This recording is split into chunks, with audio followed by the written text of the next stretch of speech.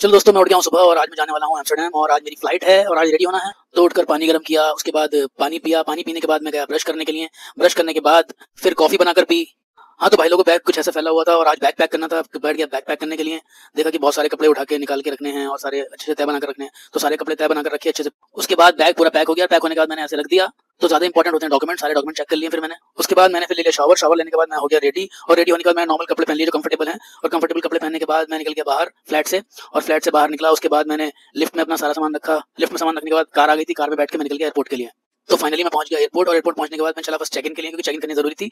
और उसके बाद मेरे को मिल गया बोर्डिंग पास। बोर्डिंग पास मिलने के बाद मैंने इमिग्रेशन क्लियर करी और क्लियर करने के बाद मैं आ गया ड्यूटी फ्री शॉप्स पे। यहाँ पर बहुत सारी शॉप्स हैं ड्यूटी फ्री, जो भी आपको सामान चाहिए वो आप यहाँ से खरीद सकते हैं। अगर आप बाहर जा रहे हैं तो यहाँ से कुछ भी आप शॉपिंग करना चाहते हैं तो शॉपिंग कर सकते हैं यहाँ पे। तो मुझे कुछ शॉपिंग करनी नहीं थी, तो मैं चला अभी फूड कोर्ट की तरफ। तो मैंने कहा चलो कुछ खा लेते हैं जाके। और यहाँ पर मैं आया, यहाँ पर पंजाबी फूड था, यहाँ पे तो बहुत सारी शॉप्स, लेकिन खाना बहुत ज़्यादा महंगा है।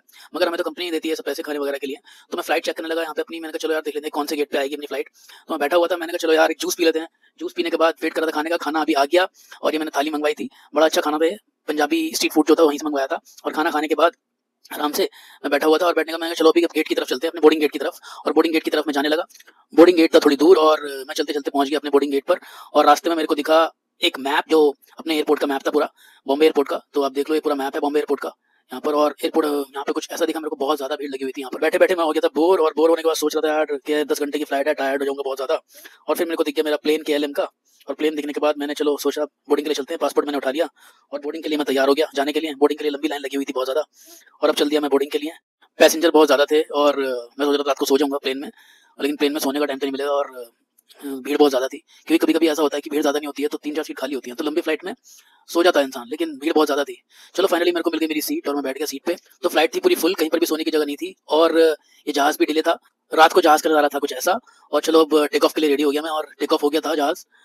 और चलो दोस्तों, फिर मैं अब आपको एम्स्टर्डम में मिलता हूँ। एम्स्टर्डम की वीडियो में डालूंगा, वो देखना। मैं एम्स्टर्डम आपको घुमाऊंगा पूरा, दिखाऊंगा कि वहाँ का एयरपोर्ट कैसा है और सब चीज़ें कैसी हैं। तो मैं आपको पूरा दिखाऊंगा। प्लीज़ मेरे को सब्सक्राइब करना ना भूलें और मेरे वीडियोस को लाइक करें, शेयर करें। चलो अब मैं सोता हूँ। गुड नाइट, शब ख़ैर।